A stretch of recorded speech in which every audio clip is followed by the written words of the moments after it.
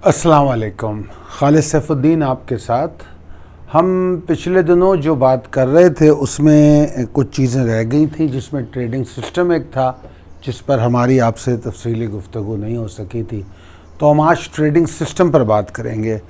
मैं कोशिश करूँगा कि इसको जल्दी जल्दी रैप अप करूँ, क्योंकि बहुत लंबी वीडियोस जो होती हैं वो काफ़ी इरिटेटिंग हो जाती हैं और इसमें बहुत सारी चीज़ें ऐसी होंगी जो हम पहले डिस्कस भी कर चुके होंगे, और जो रूल्स ऑफ ट्रेडिंग हैं उसकी भी कुछ चीज़ें ऐसी होंगी जो इसमें आपको नज़र आएंगी।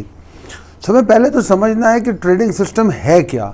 ट्रेडिंग सिस्टम जो है एक ब्लूप्रिंट है, एक कागज़ पे बना हुआ एक नक्शा है कि हमें करना क्या है। तो हम सबसे पहले अपने रूल्स को डिफ़ाइन कर लेते हैं।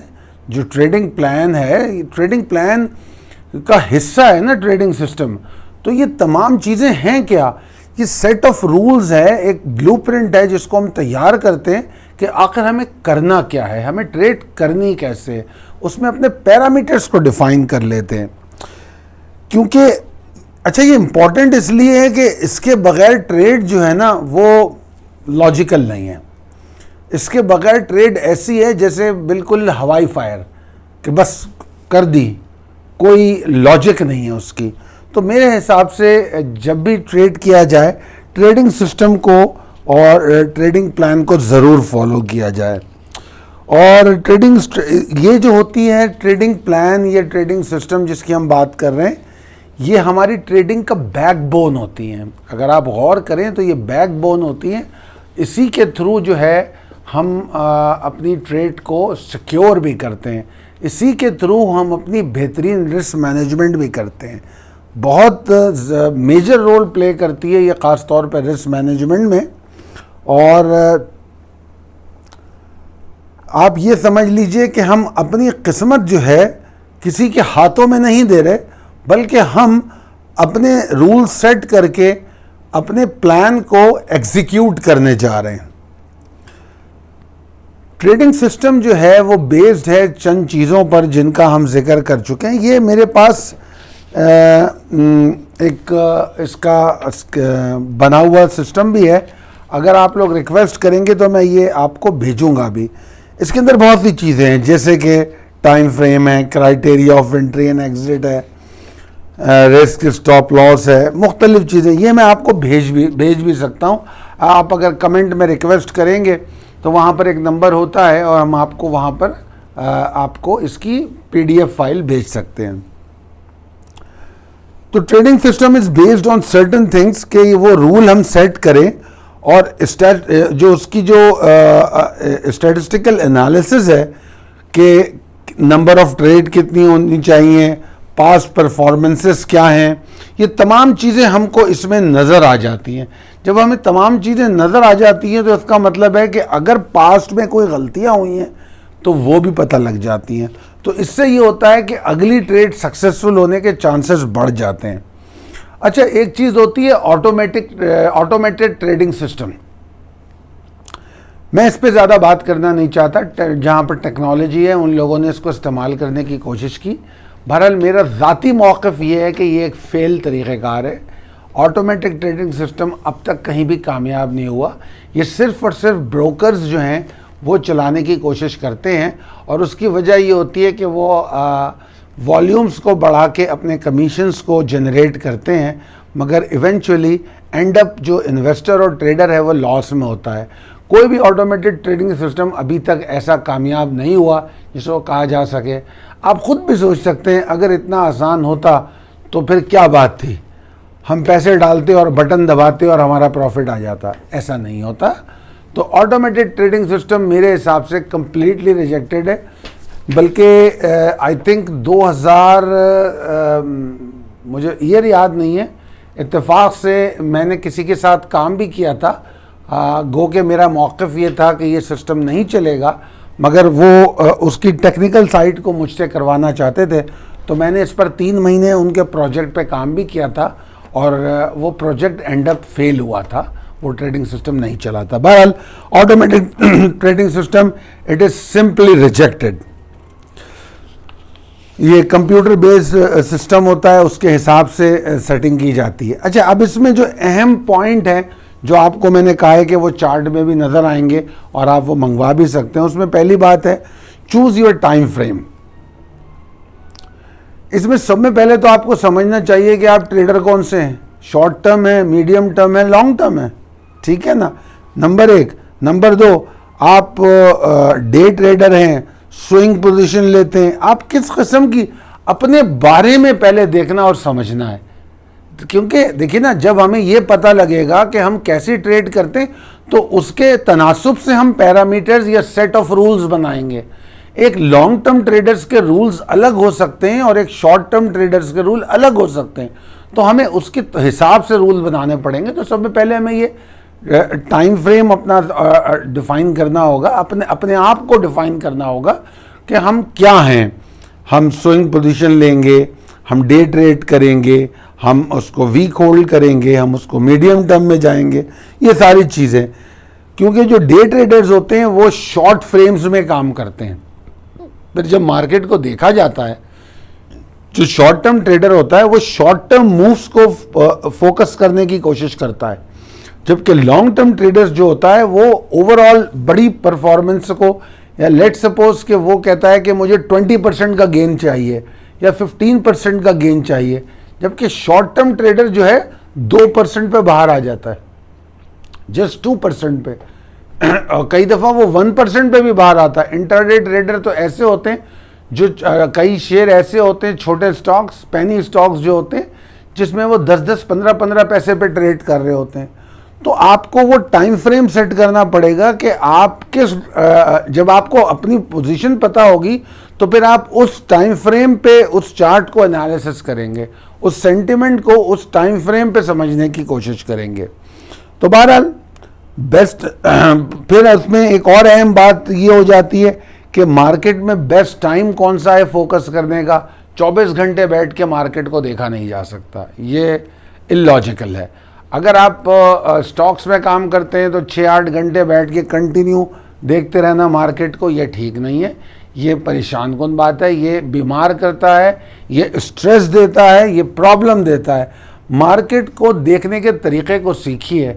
मैं इसके लिए हमेशा ये बताता हूँ कि स्क्रीन आपकी बनी हुई हो, स्क्रीन को डिज़ाइन किया जाता है। ट्रेडिंग प्लान में हम ये भी कर सकते हैं कि हम स्क्रीन कैसे बनाएंगे, हम मेजर सेक्टर वाइज बनाएंगे कि एक सेक्टर ऊपर हमने 4 स्टॉक लगाए। सिलेक्शन ऑफ स्टॉक तो हमारा होगा ना कि हमने एक सेक्टर लगाया, फिर दूसरा सेक्टर, फिर तीसरा सेक्टर जो मेजर सेक्टर हैं, फिर उसके बाद मूवर्स को कहीं लगाया कि एक जगह हमने सिर्फ वो मूवर्स लगाए हुए जो बिग मूवर्स हैं, ब्लू चिप हैं, जो इंडेक्स को मूव कराते हैं। इस तरह हमने अपना बोर्ड बनाया और हमारी स्क्रीन ऐसी हो ताकि जब ट्रेडिंग हो रही हो तो हमें अगर इंडेक्स में कोई तब्दीली आ रही हो तो हम फौरी तौर पर फाइंड आउट कर सके कि क्या रीज़न है, तब्दीली क्यों आ रही है, और अगर तब्दीली आई है तो उसकी वजह ये सेक्टर है, ये सेक्टर है, ये सेक्टर है। तो ट्रेडिंग स्क्रीन को अपने हिसाब से डिज़ाइन कीजिए, उसको हैपहैज़र्ड सिचुएशन ना बनाइए कि बस जो भी स्क्रिप्ट है लगा दिया, नहीं, एक प्रॉपर डिज़ाइन होनी चाहिए, ठीक है। अच्छा, और बेस्ट टाइम ऑफ ट्रेड आपको आपका पता होना चाहिए। अच्छा, अब इसमें एक और पॉइंट है कि choose indicator that help you identify and confirm the trend, ठीक है ना। अब आपके लिए ज़रूरी है कि आप कोई ऐसा इंडिकेटर तलाश करें, या आपके पास होना चाहिए, आपके पास कोई रीज़न होना चाहिए जो आपको ट्रेंड आइडेंटिफाई करके दे, कोई पॉसिबिलिटी होनी चाहिए। वो क्या हो सकती है? एज पर आवर बिलीव हम अपनी टेक्निकल कॉल को वो पॉसिबिलिटी कहते हैं कि आप जो है, आपके पास टेक्निकल कॉल होनी चाहिए, और वो technical call based on different angles होनी चाहिए। टेक्निकल कॉल उसको नहीं कहते कि जी बॉलिंगर बैंड ने कह दिया बाय कर लो, बाय कर लो, RSI 50 से ऊपर चला गया बाय कर लो, स्टॉक स्टिक 50 पे आ गया बाय कर लो, ये सब बातें नहीं हो रही।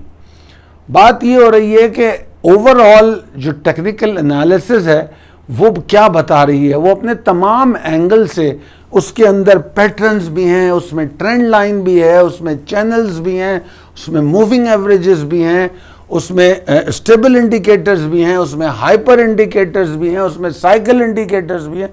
तो बहुत सारी चीज़ें, तो तमाम एंगलों से देखने के बाद जब ट्रेंड वेरिफिकेशन हो रही है और वो आपको ट्रिगर कर रहा है कि यहां से आप एंटर हो लॉन्ग में या यहां से एंटर हो शॉर्ट में, तो उसको हम कह रहे हैं। तो that is a technical call.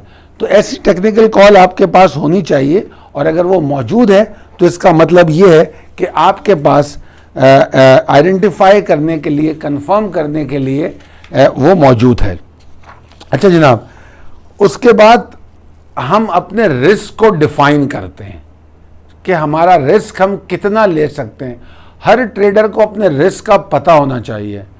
Risk पता करने के लिए सिर्फ ये नहीं कि कोई ये सोच ले कि मेरा स्टॉप लॉस क्या होगा, 2 रुपए, 3 रुपए, 4 रुपए, नहीं। कई लोग जो है रिस्क डिफाइन करने को इस तरह समझते हैं, कहते हैं यार मैं तो बस 2 रुपए का स्टॉप लॉस लेता हूं और 1000 शेयर खरीदता हूं क्योंकि 2000 का रिस्क है। ऐसा नहीं होता। स्टॉप लॉस लॉजिकल होता है। स्टॉप लॉस एक सपोर्ट के नीचे होता है, और वो सपोर्ट वो मेजर सपोर्ट होती है जहां से ट्रेंड में तब्दीली पैदा हो रही होती है। तो वो 2.5 रुपए पे भी हो सकता है, वो 50 पैसे पे भी हो सकता है, वो 1.5 रुपए पे भी हो सकता है। क्या जरूरी है कि अब मैं ऐसे, अगर मेरा रिस्क मुझे 2.5 रुपए की इजाजत नहीं देता तो क्या जरूरी है कि मैं ऐसे स्टॉक की तरफ जाऊं? स्टॉक सिलेक्शन को बेहतर करूं, मैं किसी और स्टॉक को तलाश करूं जिसके अंदर मेरी रिस्क कवर हो रही हो, या जो डिफाइन रिस्क मैंने किया है मैं उसमें आ सकूं। ठीक है। तो और मैं इसमें किसी रूल पे बिलीव नहीं करता। कई लोगों ने इसमें रूल बनाए हुए होते हैं कि मैं, जिस तरह भी मैंने बताया कि मेरा 2 रुपए का स्टॉप लॉस है और मेरा 4 रुपए का स्टॉप लॉस है, मेरा 10% का। बल्कि कुछ लोगों ने तो, मैंने जहाँ जितना पढ़ा है इस टेक्निकल एनालिसिस में लोगों को, तो उसमें मैंने कई अच्छे लिखने वालों को ये भी लिखते हुए देखा है कि टोटल इन्वेस्टमेंट का 10% can be your stop loss. But मैं अपने एक्सपीरियंस से मैं किसी रूल को बिलीव नहीं करता। Stop loss should be logical. Stop loss logical होना चाहिए, परसेंटेज में नहीं हो सकता। हम यहां पर किसी भी चीज को फिक्स नहीं कर सकते, क्योंकि market is a auction, market is a reflection of human behaviour, it changes. Market change होती है। कई दफा हम एक टेक्निकल कॉल देते हैं, आज आप वो कहते हैं बाय करो और इसको इधर तक जा रहा ही है, और अगले दिन हम कहते हैं आज बाय नहीं करना इसको, आज बेच दो इसको। तो मार्केट में ये सेंटिमेंट चेंज होते हैं, ट्रेंड्स चेंज होते हैं। तो रूल कोई सेट करके बैठ जाना, कोई ऐसा रूल अपने तौर पे बना लेना, नहीं, मैं इस पे बिलीव नहीं करता। तो रिस्क मैनेजमेंट के लिए सर्टेन स्टेप्स को फॉलो करना चाहिए। रिस्क एंड रिवॉर्ड रेशो अहम तरीन बात है। जिस तरह मैंने कहा कि हम क्या ज़रूरी है कि एक ही स्टॉक के पीछे पड़े रहे। मैं जनाब अभी मार्केट नहीं खुली है, मैं 4 स्टॉक लेके बैठता हूं, उन चारों के रिस्क एंड रिवॉर्ड रेशियो देखता हूं, उनका जो डिफाइंड रिस्क है वो देखता हूं, उसमें जिसका रिस्क कम होता है मैं वो स्टॉक सेलेक्ट करता हूं, जिसका प्रॉफिट पॉसिबिलिटी जिसकी ज़्यादा है मैं वो स्टॉक सेलेक्ट करता हूं। क्या ज़रूरी है कि मैं उस चारों में से जो मुझे अच्छा लगता है, अच्छा क्या होता है? अच्छा कोई स्टॉक नहीं होता, अच्छा तो पैसा होता है। जो स्टॉक आपको अच्छा रिटर्न दे वो अच्छा स्टॉक है। ना पोल अच्छा, ना ओजीडीसी अच्छा, ना डीजी खान अच्छा। मैंने अगर 1 लाख रुपए लगाए तो मुझे 1 लाख के ऊपर कितने पैसे मिलेंगे, दैट इज द प्रॉफिट, और वो अच्छा है। तो इसलिए मैं जो है ये रिस्क रिवॉर्ड रेशियो को देखता हूं। फिर उसके बाद उसमें, उस कॉल में, टेक्निकल कॉल में वाज़े तौर पे डिफाइन किया जाता है कि उसमें किस जगह पे एंट्री लेनी चाहिए, वो ट्रिगर डिफाइन होता है। तो बेस्ट टाइम टू एंटर क्या है ये मुझे पता होना चाहिए। ठीक है जी। और अगर मेरे पास ये तमाम चीज़ें मौजूद हैं तो फिर मेरा ट्रेड टाइम भी कम हो जाता है, स्ट्रेस लेवल भी कम होता है। ये दोनों चीज़ें बड़ी फ़ायदेमंद है। उसके बाद फिर आप जो रिस्क एंड मनी मैनेजमेंट जो इसमें वाइटल रोल प्ले करती है वो ट्रेडिंग सिस्टम में, वो आप अंदाज़ा नहीं कर सकते। ये तमाम चीज़ें जो आप कर रहे हैं, इसमें जो आपकी जो मनी मैनेजमेंट हो रही है और रिस्क मैनेजमेंट हो रही है, ये आप तसव्वुर नहीं कर सकते ट्रेडिंग सिस्टम आपको किस तरह बचा रहा है। तो और मैं समझता हूँ कि कोई भी ट्रेडर अच्छे ट्रेडिंग सिस्टम या ट्रेडिंग प्लान के बगैर सरवाइव नहीं कर सकता। अच्छा, इसमें एक और मजेदार बात बताऊं, जैसा जैसा तजुर्बा बढ़ता जाता है एक ट्रेडर का, वो मुझसे डिफर कर सकता है, बिल्कुल कर सकता है। तजुर्बे के साथ हम अपने ट्रेडिंग सिस्टम में, ट्रेडिंग प्लान में कुछ चीज़ों की एडिशन एंड सब्सट्रैक्शन करते हैं। जिस तरह थोड़ी देर पहले मैंने कहा कि मैं इस रूल को नहीं मानता, मैं सिर्फ लॉजिकल स्टॉप लॉस को मानता हूं। ये मैं अपने तजुर्बे की बुनियाद पे कह रहा हूं, मैंने किसी की बात को रद्द किया। तो उसी तरह आप भी जब ट्रेड कर रहे होते हैं, जब आपका एक्सपीरियंस बढ़ने लगता है, तो आप अपने ट्रेडिंग सिस्टम में, ट्रेडिंग प्लान में कुछ नई चीज़ों की एडिशन कर सकते हैं। जब आप देखते हैं कि यार ये चीज़ अगर मैं इसमें ऐड करूं तो इट ऑलवेज हेल्प्स मी, ये मुझे हेल्प करती है, ये मुझे ट्रेड में एंटर होने में या एग्जिट होने में या समझने में, तो आप उस चीज़ को, उस कॉलम को, उस चीज़ को ऐड भी कर सकते हैं। ठीक है ना? तो ये आपके पास पॉसिबिलिटी बरकरार रहती है। तो कई दफ़ा मतलब ये कि एक तो हमेशा ये बात मान लेनी चाहिए आपको कि ये जो मार्केट्स हैं ये कोई तयशुदा हिसाब से नहीं चल सकती। जिस तरह मैंने ऑटोमेटेड सिस्टम को सिंपली रिजेक्ट कर दिया, तो इसी तरीके से इस मार्केट में वेरिएशन है। इसमें आपको अंदाज़ा है, मैं पहले की वीडियोस में जिक्र कर चुका हूं कि कितनी किस्म की तो ट्रेड्स होती हैं।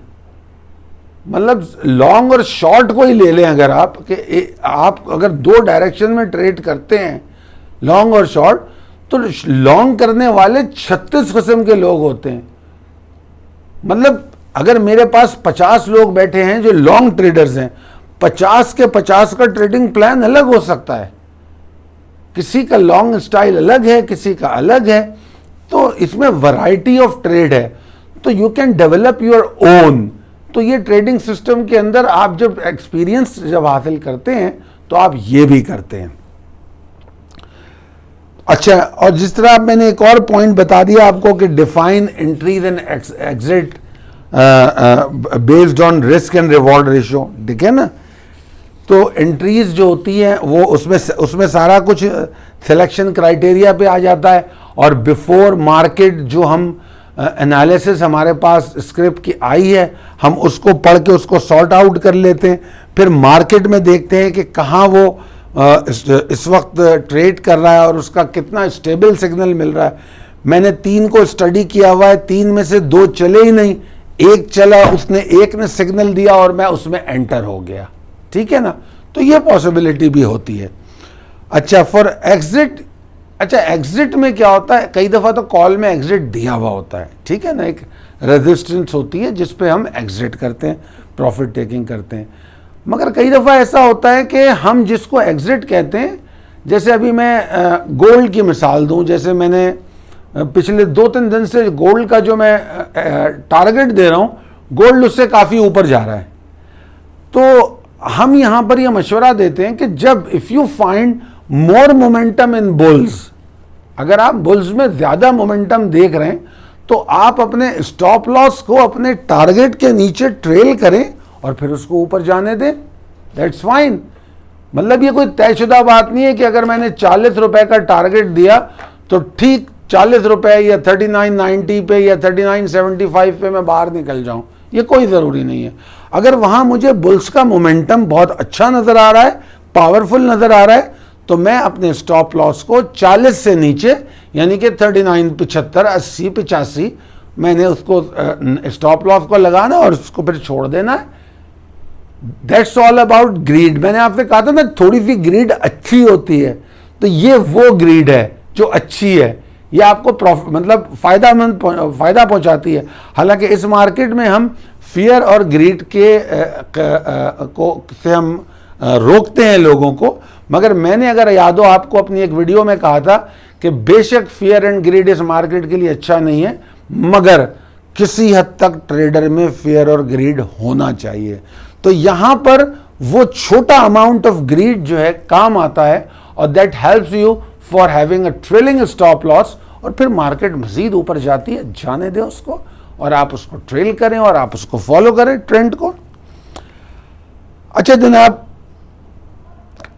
यही बातें मैं दोबारा इसको कंक्लूड कर रहा हूं कि अगर फॉलोइंग योर रूल्स, अगर आप रूल अपने फॉलो कर रहे हैं, आप लिख के लगा लें अपने सामने दीवार पे कि, और ये डिसिप्लिन है कि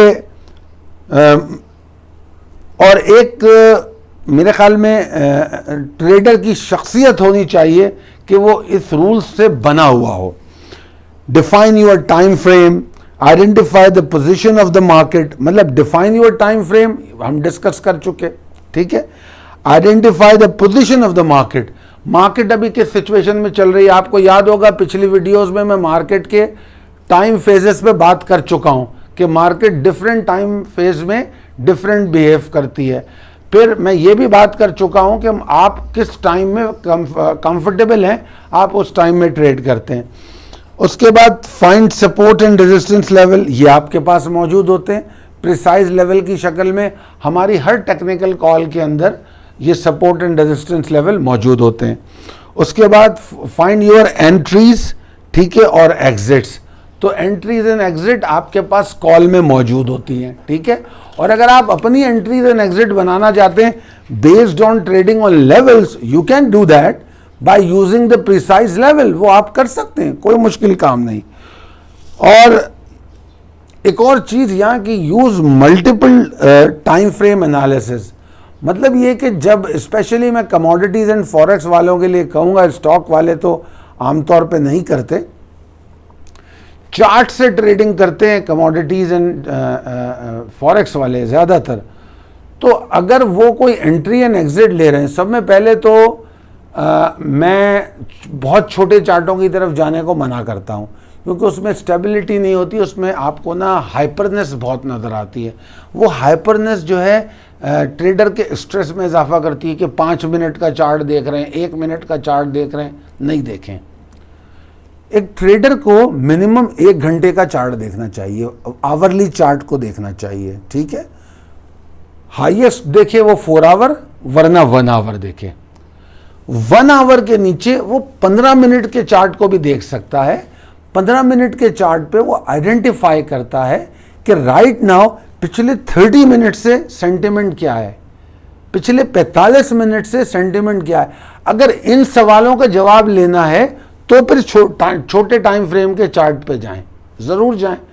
तो शॉर्ट टर्म ट्रेडर या इंट्राडे ट्रेडर जो है वो ज़रूर डिफरेंट टाइम फ्रेम्स के चार्ट को देखे, मगर जो चार्ट, जो उसका डिसीजन है, जो एंट्री एंड एग्जिट है, उसका मेन बेस जो है वो टेक्निकल कॉल है। उसके बाद सेंटिमेंट के हिसाब से वो एंट्री के लेवल को डिसाइड करता है। उम्मीद करता हूं कि ट्रेडिंग सिस्टम की ये वीडियो आपको पसंद आई होगी। मैं अपनी पिछली वीडियोस में भी ये तस्करा कर चुका हूं कि जिस तरह व्यूज़ आ रहे होते हैं और जिस तरह हमारे पास अल्हम्दुलिल्लाह कॉल्स आ रही हैं, हमें उस तरह सब्सक्रिप्शन नज़र नहीं आ रही। तो आप लोग सब्सक्राइब कीजिए, क्योंकि पिछले दिनों हम सोशल मीडिया पे कई दफ़ा अपडेट नहीं कर पाए हैं। अगर आप सब्सक्राइब करेंगे और अब नोटिफिकेशन आइकॉन, बेल आइकॉन को हिट करेंगे, तो जो वीडियो हमारी अपलोड होती है उसका नोटिफिकेशन आपके पास फ़ौरन आ जाएगा। बहुत शुक्रिया आपका इस वीडियो को देखने का। अगर पसंद आई है तो इसको ज़रूर लाइक कीजिए। अल्लाह हाफ़िज़।